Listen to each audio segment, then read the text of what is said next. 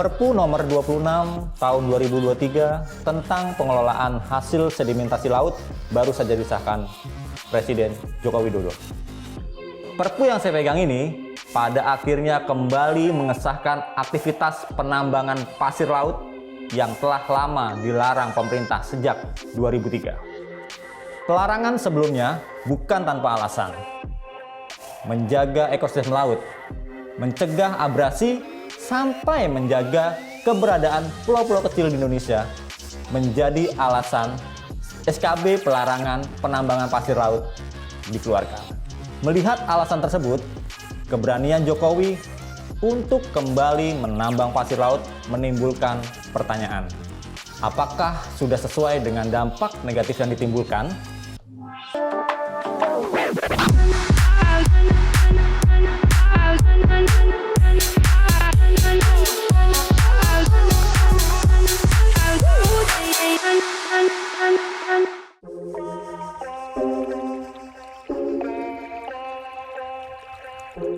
Aktivitas penambangan pasir laut pada masa lalu pernah terjadi di Indonesia, tepatnya sepanjang 1970-an sampai tahun 2003. Setidaknya dalam periode tersebut terdapat 45 juta meter kubik pasir laut yang dikeruk, dan setiap harinya pasir laut yang diekspor mencapai 2 juta meter kubik, sedangkan yang legal dan tercatat negara hanya 900 meter kubik. Jumlah ini tidak sampai 50% dari total pasir yang diekspor. Akibat dari kerugian itu dan dampak negatifnya pada ekosistem laut, akhirnya tepat pada Februari 2003, penambangan pasir laut dilarang di Indonesia. Memang, sejak penutupannya, desakan untuk kembali membuka penambangan pasir laut terus berdatangan. Legislator daerah yang mendukung aktivitas ini beralasan penambangan pasir laut justru berpotensi menyumbang pendapatan asli daerah setempat. Bahkan, pada Mei 2022, Wakil Ketua Komisi 7 DPR, Edi Suparno mengevaluasi aturan ekspor pasir laut karena punya potensi ekonomi besar dan berpeluang mendongkrak pendapatan negara. Akhirnya, dari evaluasi ini pada 15 Mei 2023, Presiden Jokowi melegalkan aktivitas penambangan pasir laut melalui PP nomor 26 tahun 2023 tentang pengelolaan hasil sedimentasi laut. Namun, hal ini bukan tanpa batasan. Jokowi juga mengatur beberapa ketentuan seperti tertuang dalam Pasal 9, Pasal 10, Pasal 12, dan Pasal 15. Diperkirakan keuntungan penambangan pasir laut ini akan memberikan manfaat ekonomi, menambah penerimaan negara bukan pajak, dan dapat digunakan untuk pemenuhan kebutuhan dalam negeri. Terlihat menjanjikan kan aktivitas penambangan pasir laut ini? Tetapi tidak semuanya terlihat indah loh. Misalnya, kita lihat dalam laporan berjudul Panraki Paboya Boyangang Oligarki Proyek Strategis Nasional dan Kerusakan Laut Spermonde yang dikeluarkan Koalisi Save Spermond. Ternyata, sebelum aturan pelegalan penambangan pasir laut dikeluarkan, aktivitas ini telah berlangsung atas nama Proyek Strategis Nasional Makassar Newport di Blok Spermonde.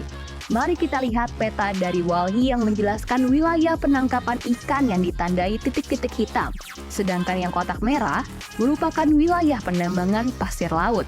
Mari kita perjelas lagi wilayah yang merupakan lokasi penambangan pasir laut di wilayah Laut Pulau Kodigareng Keke. Wilayah penambangan pasir ternyata bersinggungan dengan wilayah tangkapan ikan yang biasa dilakukan nelayan sekitar sehingga berdampak pada ekosistem laut dan zona tangkap ikan nelayan di wilayah tersebut. Seperti tidak menghiraukan nasib nelayan, pekerjaan tambang pasir laut ini terus berjalan dan sampai saat ini terdapat 20 perusahaan yang telah mengantongi izin untuk melakukan penambangan di wilayah tersebut dengan dalil proyek strategis nasional. Padahal, masih menurut laporan yang dirilis Koalisi Save Spermond, perubahan ekosistem laut nyata terjadi. Misalnya, di wilayah Tangkap Bonelengga, tadinya terdapat karang padat pasir batu di kedalaman 5-15 meter. Kini, karang berubah warna dan tertutup pasir halus dan pasir batu dengan kedalaman 5-15 meter.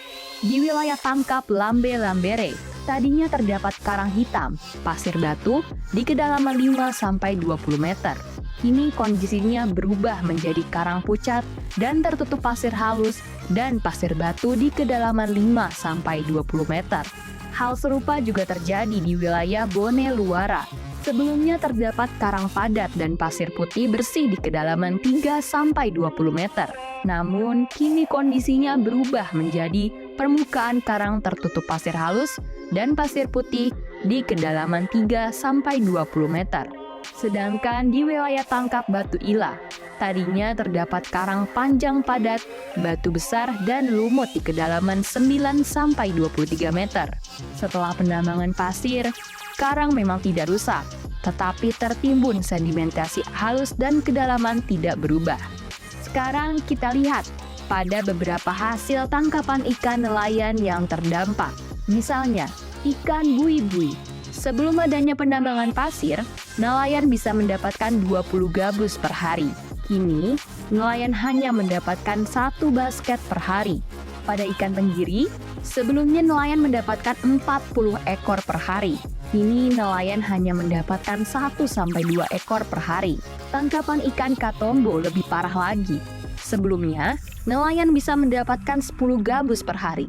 Kini, nelayan tidak mendapatkannya sama sekali. Selain ikan, tangkapan cumi-cumi juga terpengaruh. Sebelumnya, nelayan bisa mendapatkan 20 kg per hari per malam. Kini hanya mendapatkan 1 kg per hari per malam. Paparan data yang diberikan tadi menggambarkan seberapa mengerikannya aktivitas penambangan pasir laut.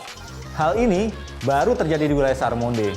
Sekarang, coba kita bayangkan apabila aktivitas ini terjadi di seluruh wilayah Indonesia.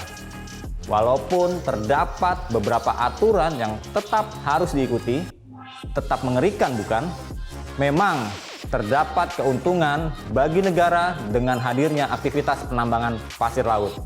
Tetapi, apakah itu sepadan dengan kerusakan lingkungan yang ditimbulkan? Pertanyaan ini hanya waktu yang bisa menjawab. Saya Gurit Adi Suryo dan tim Litbang Media Indonesia pamit undur diri. Saksikan konten Jendela Data setiap Selasa hanya di YouTube Media Indonesia.